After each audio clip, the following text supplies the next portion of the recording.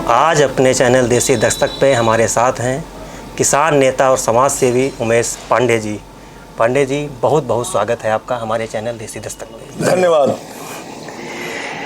पांडे जी, आपसे मेरा पहला सवाल है। सबसे पहले तो हम आपसे जानना चाहते हैं कि लोगों की राजनीतिक महत्वाकांक्षा होती है, राजनीति में आना ज़्यादा पसंद करते हैं, लेकिन आप किसानों के मुद्दे को उठाना ज़्यादा पसंद ज़रूरी समझा और इसकी शुरुआत कहाँ से हुई? ऐसा है, राजनीति का मतलब चापलूसी जी राजनीति का मतलब दूसरे के लिए काम करना जी राजनीति का मतलब अपनी नेता के इच्छाओं के अनुसार चलना। जी जी चापलूसी हमारे खून में नहीं है। जब आप समाज में कोई काम करते हैं, स्वतंत्र होकर काम करते हैं, तो आपको आत्मसंतुष्टि मिलती है, क्योंकि ना आपको कोई रोकने वाला है ना आपको कोई टोकने वाला है। आप किसी राजनीतिक दल में किसी राजनीतिक दल के नेता के अगर समर्थक हैं तो आपका अपना कोई स्वतंत्र व्यक्तित्व और अस्तित्व नहीं। दरा बिछाओ जी साहब, दरा उठाओ जी साहब, रैली निकालो जी साहब। जी। आपको अगर आवश्यकता पड़ेगी समाज के किसी वर्ग के सहयोग के लिए अपने नेता से हम काम ले सकें, तो अगर उस नेता को या दल को वो चीज़ सूट नहीं कर रही है तो आपका काम नहीं करेगा। जी। तो क्षमताएं अपने आप अपने अंदर विकसित करो भाई, काहे के लिए चापलूसी करो किसी की? जी। कोई विशेषाधिकार नेता के पास थोड़ो है। बस फर्क इतना है कि वो सत्ता में है तो उसकी 20 सुनी जाएगी, हमारे पास कोई सत्ता और राजनीतिक दल नहीं है तो हमारी 15 सुनी जाएगी। सुनी तो जाए करेगी डेमोक्रेसी और प्रजातंत्र में। ये तो अधिकार हमको है ही है कि हम अपनी बात कहें, और हम कहेंगे तो सुनी जाएगी अगर सही बात कहेंगे। बस यही सोच है हमारी। दूसरा सवाल है, बाबा महेंद्रनाथ टिकैत जी जो एक भारतीय किसान यूनियन के संस्थापक थे, ऐसी कौन सी बात थी जिसने आपको इतना प्रभावित किया कि आपने उनके साथ जुड़ना पसंद किया? उस आदमी का किसानों के प्रति समर्पण जी। और उसके हुक्का पकड़ते ही सत्ताओं के हिल जाने का जो तरीका मैंने देखा कि अगर विधानसभा के बाहर बाबा महात्मा जी अकेले हुक्का लेके बैठ गए तो सरकारें हिल जाती थी। वोट क्लब पे उस शख्स ने गन्ने का कोल्हू गाड़ दिया। आप देख रहे थे कि भाई जब किसान आंदोलन हुआ तो लाल किले पे किसान लेके पहुंच गए थे। अभी नहीं, वो पहुंच गए थे और तो ये हो गया कि वो तो कैसे लाल किले पे झंडा लहरा दिया।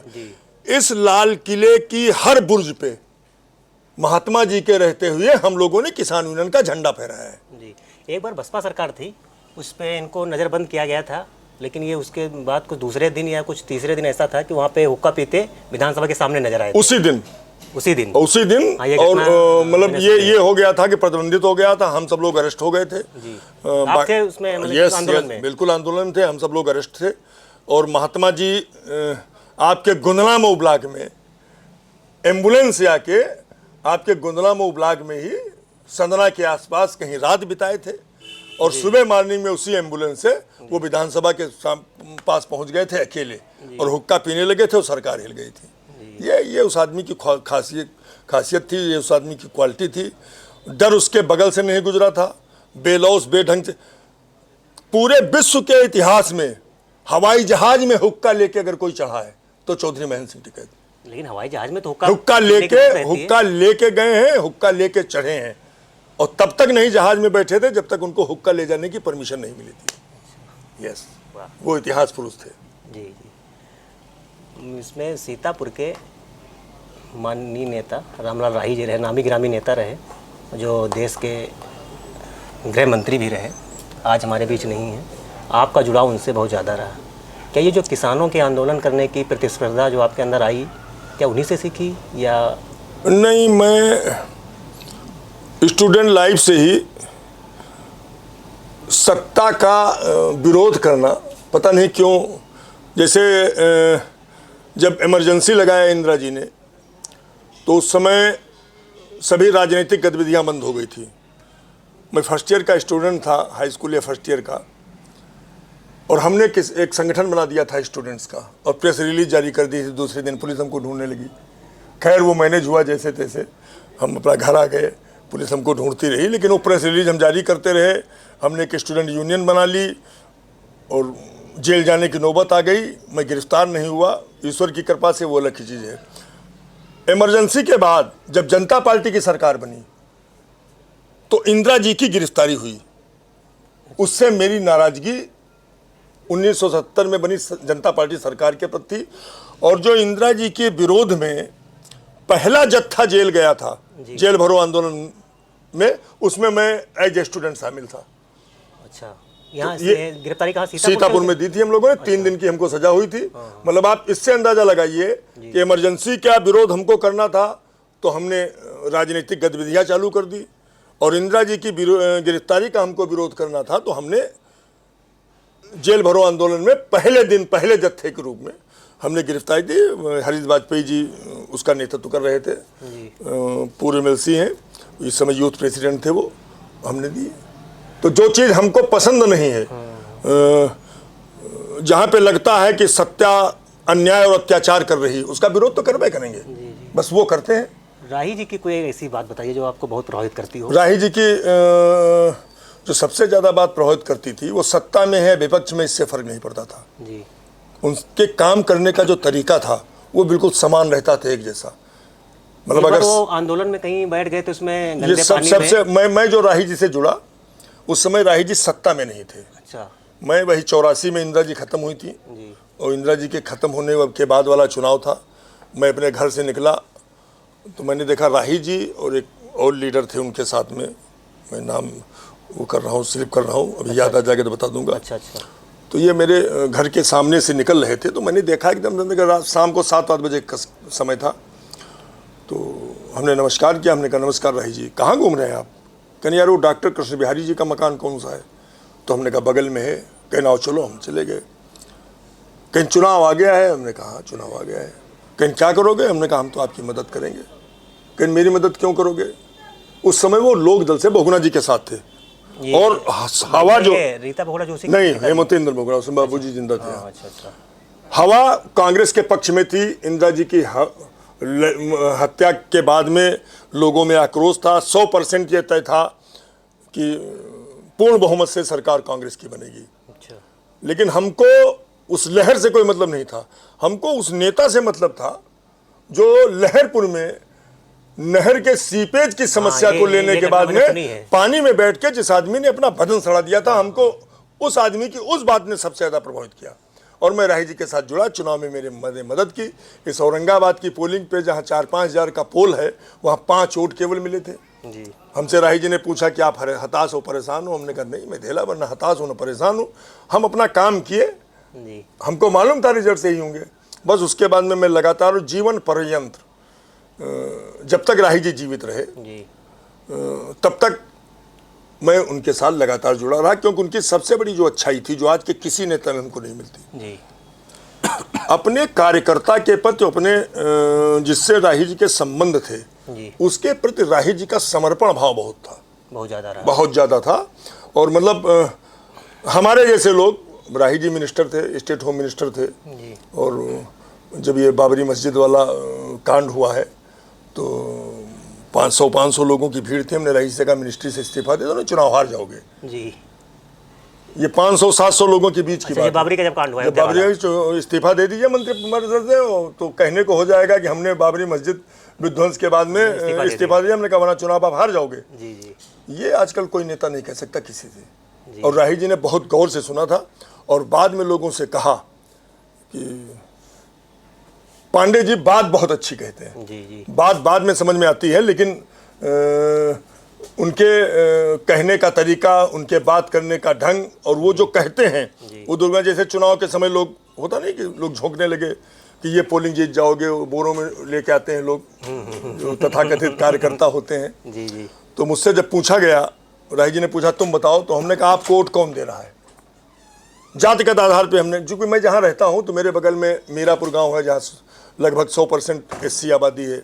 मेरे गांव में 75 से 80% मुस्लिम पॉपुलेशन है, ब्राह्मण भी हैं, बैकवर्ड भी हैं। तो हमने राही जी से और उन जो तथाकथित ठेकेदार होते हैं होटों के, उनसे पूछा कि कौन सी कम्युनिटी कांग्रेस को वोट दे रही है इस वक्त। जी। जब कोई कम्युनिटी मेरे अगल बगल वोट नहीं देती, भाई पासी मेरे बगल में है, जाटो मेरे बगल में है, मुस्लिम मेरे बगल में है, बैकवर्ड मेरे बगल में है।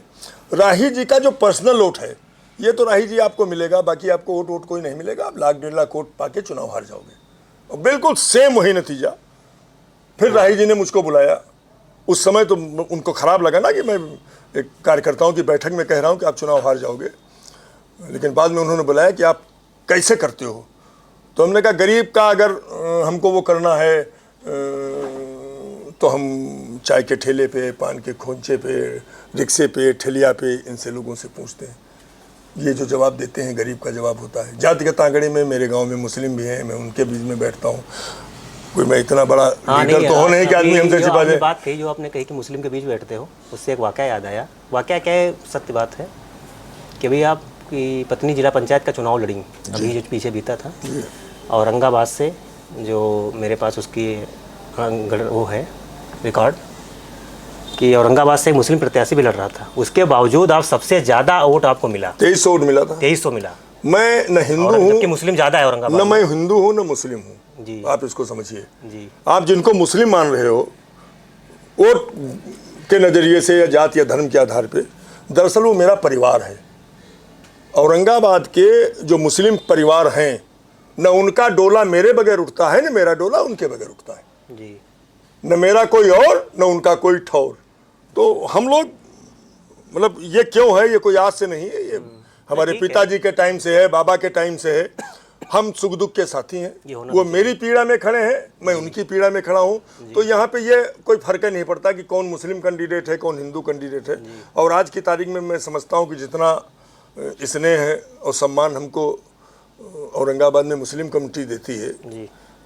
मैं उसका हकदार हूँ कि नहीं वो नहीं पता, लेकिन कुछ है जो उनको हमसे जोड़े हैं जी। बस। बाकी आपका जुड़ाव तो बहुत काफ़ी नेताओं से है, जनता से भी है, किसानों से भी है, लेकिन एक सीतापुर ज़िले के एक कद्दावर नेता रहे, कई दशकों तक उनका सिक्का चला सीतापुर में, ओम प्रकाश गुप्ता जी का, जो इस समय हमारे बीच नहीं है, स्वर्गीय श्री ओम प्रकाश गुप्ता जी। उनसे आपके घरेलू संबंध रहे। कोई एक ऐसी बात बताइए ओम प्रकाश गुप्ता जी के बारे में जो आपको प्रभावित करती हो। ओम प्रकाश गुप्ता से जितने लोगों का जुड़ाव रहा जी, वो सब निचले स्तर के, मतलब बिल्कुल मजदूर किस्म के आदमी, छोटे किसान थे। और ओम प्रकाश गुप्ता से जुड़ने के बाद सबने अपनी अपनी हैसियत बनाई जी। वो अपने लोगों को व्यवसाय करना सिखाते थे, बिजनेस करना। और उनका ये कहना होता था कि पैसा पैदा करो, फोकट की राजनीति नहीं चलेगी। अच्छा। उनके साथ जितना जुड़ा हुआ आदमी होता था, 1 साल के अंदर 4 व्हीलर खरीदता था। अच्छा। बोलेरो गाड़ी उसके पास अनिवार्य होती थी। कोई न कोई वो धंधा करता था और उस धंधे को ओम प्रकाश गुप्ता फाइनेंस करते थे। क्या 4 व्हीलर आपने भी ली? नहीं, मैंने उस समय नहीं ली। हमारे उनसे राजनीतिक रिश्ते थे नहीं। अच्छा। हमारे उनसे पारिवारिक रिश्ते थे। वो भी हमारे पिताजी के, उनके पिताजी के थे। और आज भी हैं वो। हम हमारे रिश्ते में वो मामा थे। आज वो हमारे बीच नहीं है, लेकिन उनके जो बेटे हैं अनूप गुप्ता और मौली से, हाँ, वो बिल्कुल आज भी वो रिश्ते हमारे, वो मेरा भाई है। और वो कोई राजनीतिक रिश्ता नहीं, उस परिवार के साथ बिल्कुल रिश्ता है। और दूसरा जो सबसे बड़ी बात उस आदमी की थी, वो आदमी डर उस आदमी के पास से भी नहीं गुजरा था। भय उस आदमी के पास से नहीं गुजरा था। डर होता तो इतने दिन तक उनका सिक्का कैसे चलता? हाँ, क्योंकि हम लोग ये मानते थे कि आदमी बगैर, एक कम लोगों का हो तो बगैर कलेजे का आदमी, वो आदमी बगैर कलेजे का था। न डर न भय। हमारी खूब तू मैं होती थी उनसे। अच्छा। हाँ, तो पारिवारिक संबंध। बिल्कुल जो मामा और भांजे का रिश्ता होता है वो मेरा और ओम प्रकाश गुप्ता जी का था जी। और मुझको कभी नहीं लगा कि हमारे मामा नहीं, उनको कभी नहीं लगा कि वो हमारे भांजे ने। परिस्थितियां चाहे जितनी विपरीत रही हों, मतलब इवन तो एक टाइम तो जब बीजेपी की सरकार थी और सब लोग लग गए थे ओम प्रकाश गुप्ता के विरोध में, आर.एन. सिंह कप्तान थे, तो लोगों ने बताना चालू कर दिया। आर.एन. सिंह कप्तान ने उनको शायद बहुत हरेस किया था, बहुत परेशान किया। तो आर.एन. सिंह ने मुझसे पूछा था कि आप ओम प्रकाश गुप्ता का साथ छोड़ सकते हैं? हमने कहा नहीं। लेकिन क्यों? हमने कहा हमारे उनके रिश्ते हैं, पारिवारिक रिश्ते। अच्छा। हमने कहा आज आप हो, कल चले जाओगे। ये जो लोग आज आपकी मदद कर रहे हैं, कल सब ओम प्रकाश गुप्ता के चरणों में आपको दिखेंगे। आप उसका कुछ नहीं बिगाड़ पाओगे। वो हनुमान जी का भक्त है, वो कलयुग का हनुमान है। अच्छा। और वही हुआ, बीजेपी की सरकार गई और सब। वो मतलब वो विलक्षण आदमी था। जैसे नहीं होता कि इतिहास में कभी कभी ऐसी शख्सियतें पैदा होती हैं, तो वो मतलब अपने आप में गजब का, उनकी कोई विशेषता नहीं बताई जाती। मैंने मुझको जो सबसे ज़्यादा मैं बता रहा हूँ प्रभावित करता था, जो लोग भी उनके साथ जुड़े, जो जी आप एक लिस्ट देख लीजिए, हाँ अगर नहीं अरबपति हैं तो करोड़पति सब हैं। हाँ, रोजगार सबको सबको रोजगार मिला, सबको रोजगार वो आदमी कराता था। धंधा करो, बिजनेस करो, व्यवसाय करो। जी। इसीलिए उसके पास उसके चाहने वालों की एक बहुत बड़ी फौज थी। और चुनाव में वो फौज जब निकलती थी तो हाहाकार मचता था। मतलब 500 से 1000 गाड़ियां तो मतलब बड़े विधायक आजकल उनको लोग कहते हैं, जब से अनूप गुप्ता विधायक हुए। अच्छा। 1000-1500 गाड़ियां हमको लगता है तो उनके खास खास लोगों के होते थे जो अपना डीजल भरा के निकल लेते थे। 1500 गाड़ियां अगर किसी विधानसभा क्षेत्र में घूम जाए तो आप कल्पना कीजिए क्या होगा। जी। ये सब समर्पित लोग थे। अलग थी। ये सब समर्पित लोग थे। जी। पांडे जी, एक सवाल और है आपसे। मैं शायद सटीक यही है, 97 होगा लगभग, 96, 95 या 97 में एक बदमाश हुआ इधर औरंगाबाद क्षेत्र में, दुड़िया। मैंने जो सुना है कि वो सबसे ज़्यादा दुश्मनी आपसे, एक आपके रिश्तेदार हैं उनसे मानता था। इसके पीछे क्या कारण है? ऐसा है, जो हवाएं उड़ती हैं और अफवाहें उड़ती हैं, उनका कोई सिर पैर नहीं होता। जी। जहाँ आप इस वक्त बैठे हैं, जी। हमसे 5 किलोमीटर पे गोमती नदी है। अच्छा। और डूडी तो बाद का गिरोह था, डीडू का गिरोह। इसके पहले राम कुमार महादेव गिरोह, अजय संतोष गिरोह, हरदोई के गैंग या बागी जो भी आप उनको कह लें, जब हरदोई की पुलिस डालती तो ये बॉर्डर था औरंगाबाद। और मैंने आपको एक बात बताई थी शुरू में, अन्याय और गलत चीज़ हमको, मेरी डूडी से अपनी कोई पर्सनल रंजिश नहीं, न उसने कभी मुझको छेड़ा। लेकिन आप बताइए, अगर 12-12 साल, 14-14 साल की महिलाओं के साथ उनके बाप के सामने रैप हो और वो कंधे पे सर रख के उसकी माँ रोए, हमसे कहे, तो लड़ना तो पड़ेगा। सब लोग समर्पण करते हैं, समर्पण हमारे खून में नहीं है। रामलाल लाही उस समय मिनिस्टर थे, भारत सरकार में गृह राज्य मंत्री थे, मैं उनको रिप्रेजेंट करता था, तो मेरा एक फर्ज बनता था। और न भी मैं रिप्रेजेंट करता, जब इसके पहले वाले गिरोह होते थे तो पुलिस को जरूरत पड़ती थी तो मैं राइफल लेके साथ चलता था। उस समय भी पुलिस को जरूरत थी तो 500-500, 1000-1000 लोगों का जत्था, पूरा रात को कैंपिंग कराना, दिन को कैंपिंग कराना, पूरे गांव जाते थे। मेरी अपनी कोई पर्सनल रंजिश नहीं थी, न मेरी अपनी किसी से भी पर्सनल रंजिश है। जी। मैं अजात शत्रु हूँ, मेरी रंजिश किसी से नहीं। जी।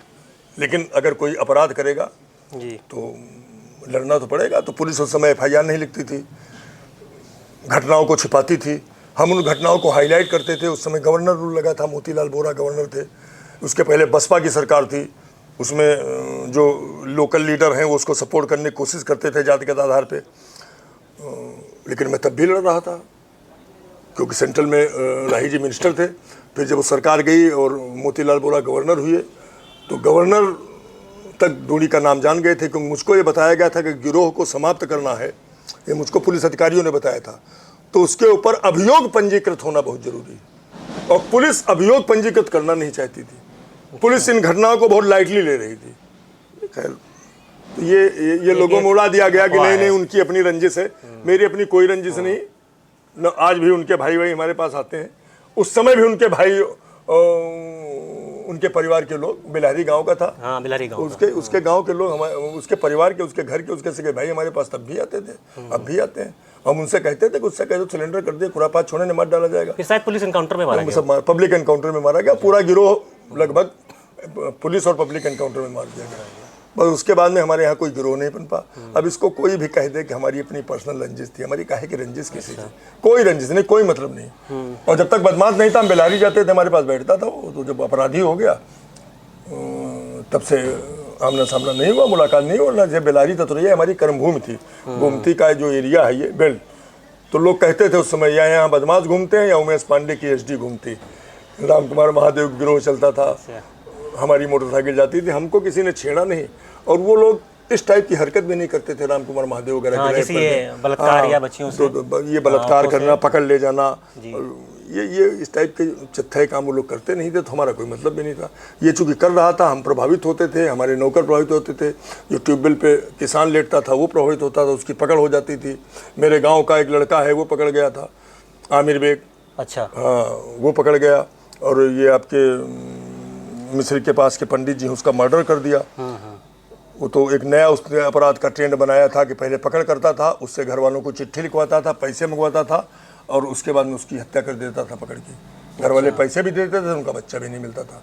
तो कोई तो लड़ेगा भाई, तो जब कोई लड़ेगा तो मैं क्यों नहीं। जी बस मैं लड़ रहा था, मैं लड़ रहा हूँ, और आगे भी इस तरह के लोग अगर पैदा होंगे तो आप तो अगर मैं उठने चलने की स्थिति में हूँ तो हाथ पैर से लड़ूंगा, अगर नहीं चलने की स्थिति में हूँ तो आवाज़ से लड़ूंगा, लेकिन लड़ूंगा जरूर। जी पंडित जी, और आपसे हम जानना चाहते हैं, देश का किसान जो हम सबका अन्नदाता भी है, उसकी स्थिति आज भी बदहाल है, बिल्कुल बदहाल है।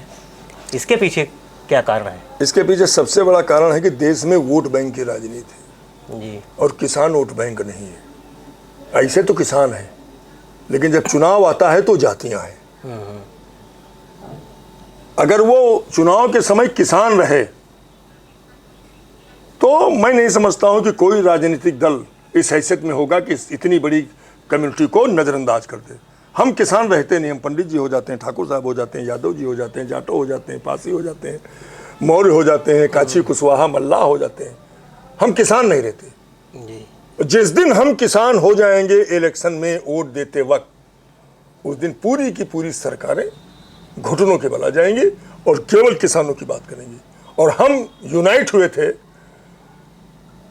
देश के प्रधानमंत्री को माफी मंगवा दी थी 1.5 साल में। जब लड़ेंगे, लेकिन दिक्कत फिर वही, चुनाव के समय हम फिर यूनाइट हुए तो जो तीन काले कानून वापस हुए, देश के प्रधानमंत्री ने माफी वापस मांगी करना पड़ा सरकार। पूरे मीडिया प्रोपोगंडा के बाद। जैसे मैंने आपको बताया कि ऐसा लगा कि लाल किला नहीं देश का खजाना है और उसको किसान लूट ले गए। अरे भाई, मैंने आपको बताया ना, इस लाल किले पे ठीक महात्मा जी के समय पे कोल्हू गड़े हैं। वोट क्लब पे राजीव गांधी के टाइम कोल्हू गड़े थे, 50,000 लोग पहुंचे थे।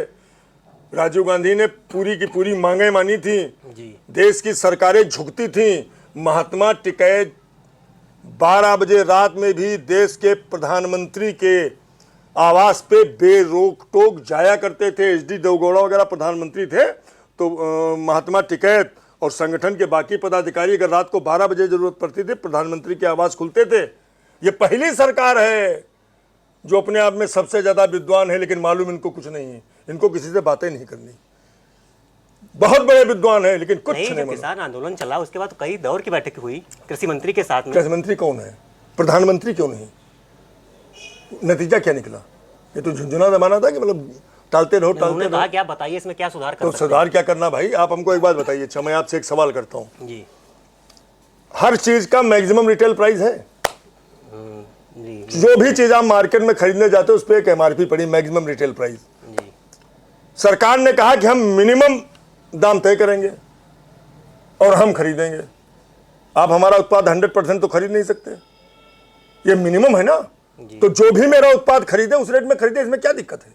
अब हम दूसरा सवाल आपसे पूछते खुद है, जैसे धान 1200 में बिका और धान 2500 में बिका। जब 2500 में धान बिका, मान लीजिए चावल उस समय 50 रुपया किलो था, तो जब धान 1200 में बिकता है तो क्या चावल 25 रुपया किलो बिकता है?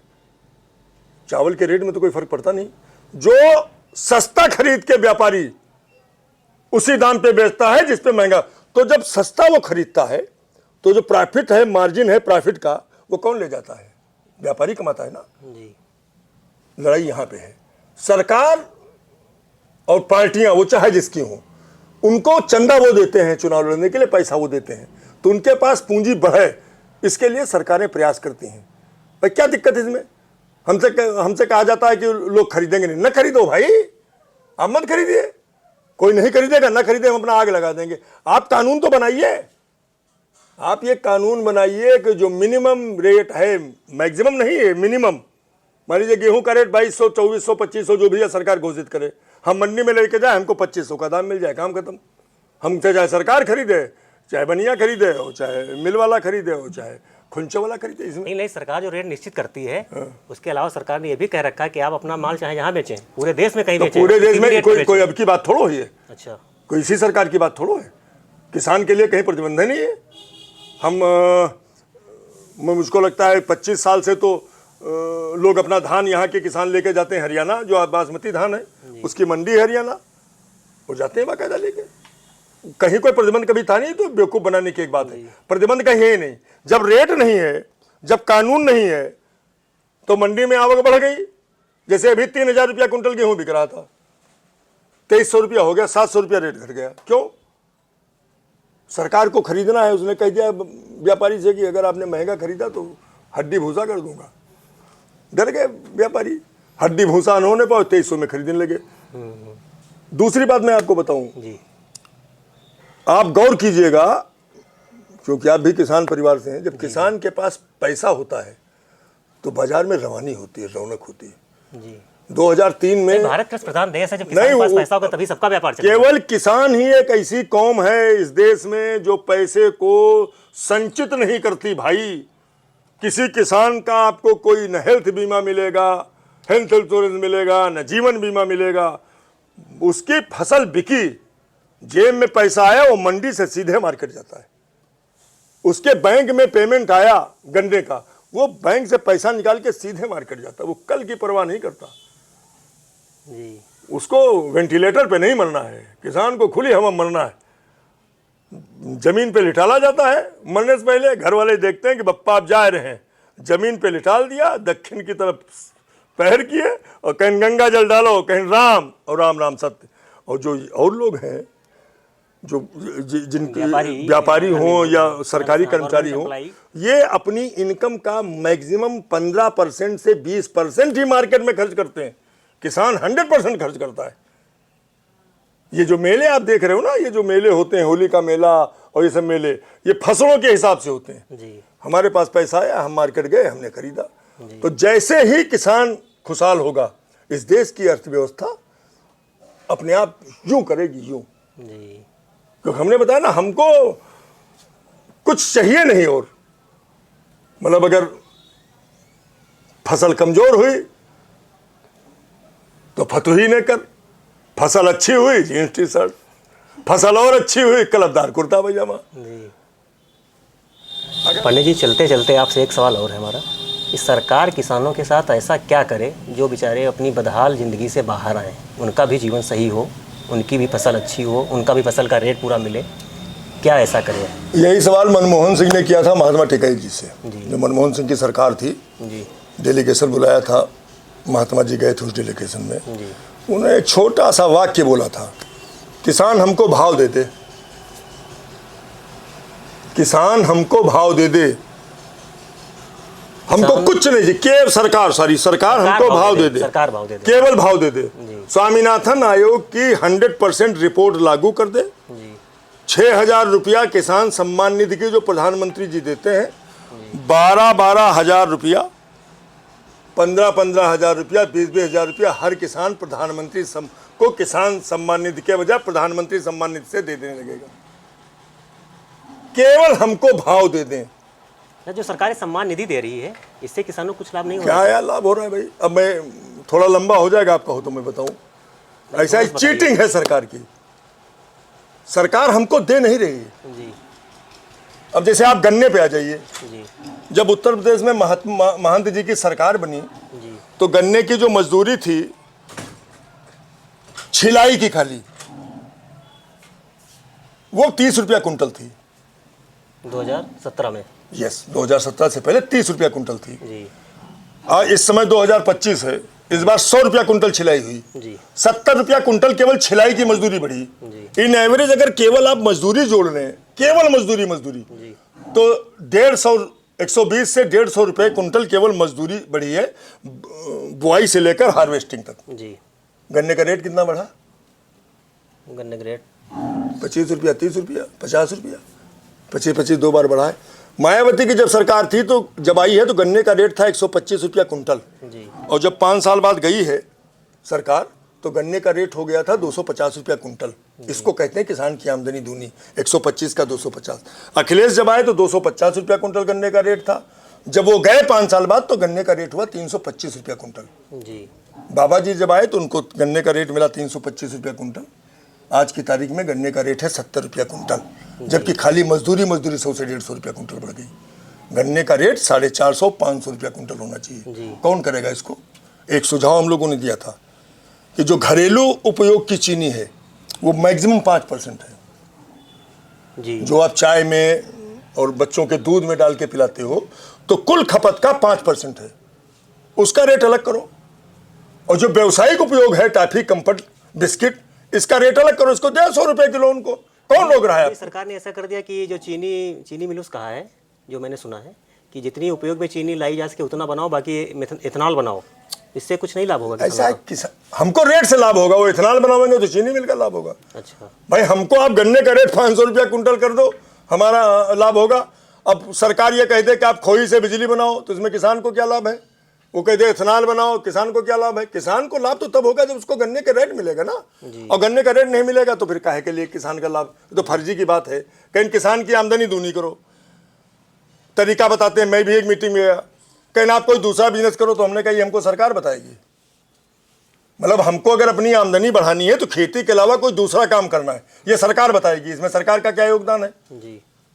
हमने कहा हम तो कर ही रहे हैं। हम खेती के साथ जानवर पालते हैं, दूध बेचते हैं, ट्रैक्टर लाते हैं, भाड़ा करते हैं, परचून की दुकान खोल लेते हैं। दूसरा काम तो हम लोग कर ही रहे हैं, इसमें सरकार का क्या योगदान है? सर मतलब बिना मतलब जो मूर्खतापूर्ण वाली बात है, इस कहीं आपकी इससे आमदनी दुनिया, हमको नहीं मालूम है क्या कि हमारे खर्चे बढ़ेंगे तो हमको कोई दूसरा काम करना होगा? सरकार का काम केवल ये है कि हमको भाव दे दे, जैसे मायावती ने गन्ने का दिया था। दूसरा, गांव में बिजली दे।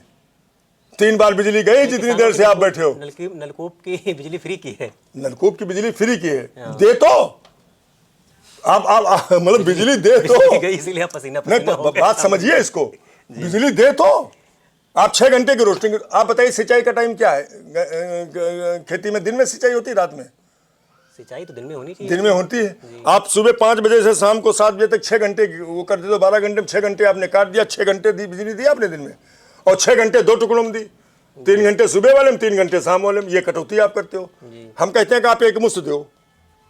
आप सुबह 5 बजे से 11 बजे तक कटौती कर लो भाई, रोस्टिंग कर लो। हाँ, जो टाइम रखो थोड़ा सा। और उसके बाद में आप हमको 11 बजे से बाकी दे दो भैया। 18 घंटे बिजली है ही नहीं इनके पास बिजली जी। 40 डिग्री टेम्परेचर पहुंचा है, 150 वोल्टेज हो गया है, पूरे दिन ट्रिपिंग हो रही। मतलब केवल फर्जी और फालतू। उसके बाद में आदमी सोचता है और नेता सोचते हैं कि मैं तारीफ करूं। भैया कैसे करूं? भूखे पेट कैसे भजन करूं? अरे हमको रेट दे दो, हमको बिजली दे दो। आप जहां रहते हैं अगल बगल में पूछिएगा किसी प्राइवेट दुकानदार से, उसको यूरिया किस रेट में मिल रही है। रैक पॉइंट पे प्राइवेट सेक्टर की यूरिया 310 रुपए बोरी मिल रही जी। उसकी दुकान तक आने का 15 रुपया खर्चा है। 325 रुपए में रिटेलर की दुकान पे यूरिया आ रही है। और यूरिया का रिटेल जो है किसान को देना चाहिए 266 रुपया 50 पैसा, और 325 रुपए में रिटेलर की दुकान पे आ रही। अंधे हैं क्या? कौन खा रहा है ये पैसा? बताइए, ये कौन खा रहा है पैसा? ये मतलब ऐसा नहीं कि ऊपर तक किसी को जानकारी नहीं है। ये पूरे उत्तर प्रदेश का हाल मैं बता रहा हूं, कहीं कोई नहीं, बिल्कुल सन्नाटा।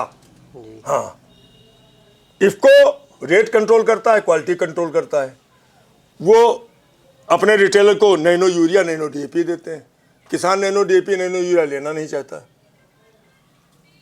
मरा जा रहा है किसान। न यूरिया है, न डीएपी है, न रेट है। किसानों की आमदनी दूनी हुई जा रही 6,000 रुपया महीना से।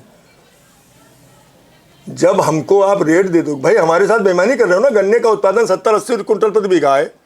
अगर आप 100 रुपया रेट बढ़ा दो तो 8,000 रुपया बीघा हो गया। 1 एकड़ का 40,000 रुपया हो गया। तुम 6,000 रुपया हमको दे रहे हो। अगर आप गन्ने का रेट 100 रुपया कुंटल बढ़ा दें और 80 रुपया कुंटल उत्पादन माने तो 1 बीघे में 8,000 रुपया बढ़ा हमारा। अगर हम 1 एकड़ के किसान हैं तो 40,000 रुपया एकड़ प्रतिवर्ष हमको बढ़ा। तो ये 6,000 रुपया आप अपने रख लो, हमको रेट बढ़ा दो, हमको 40,000 रुपया एकड़ प्रति मिलेगा। यही धान का है। धान 2,400 रुपया सरकारी रेट है, 1,800 रुपया मंडी बिक रहा है। 600 रुपया कुंटल का फर्क हुआ जी। 1 बीघे में 5 कुंटल धान होता है, तो 6 पंचे 30, 3,000 रुपया बीघा। तो आप रेट से मार रहे हो हमको। 1 एकड़ हो गया अगर हमारा तो 15,000 रुपया हमको ऐसे मिल गया। रुपया तुम दे रहे हो हमको 6,000। ये रुपया रख लो 6,000, 10-15,000 रुपया हमसे ले लो। हमको रेट दे दो, स्वामीनाथन आयोग की रिपोर्ट लागू कर दो, काम खत्म। और मिनिमम सपोर्ट प्राइस का कानून बना दो, बस हो गया। चलिए, बहुत बहुत धन्यवाद आपका पांडे जी, आप हमारे चैनल पे आए। दोस्तों, ये थे हमारे साथ उमेश चंद्र पांडे जी, जो सीतापुर जिले के बड़े किसान नेता हैं। बहुत बहुत धन्यवाद आप सबका। धन्यवाद आप।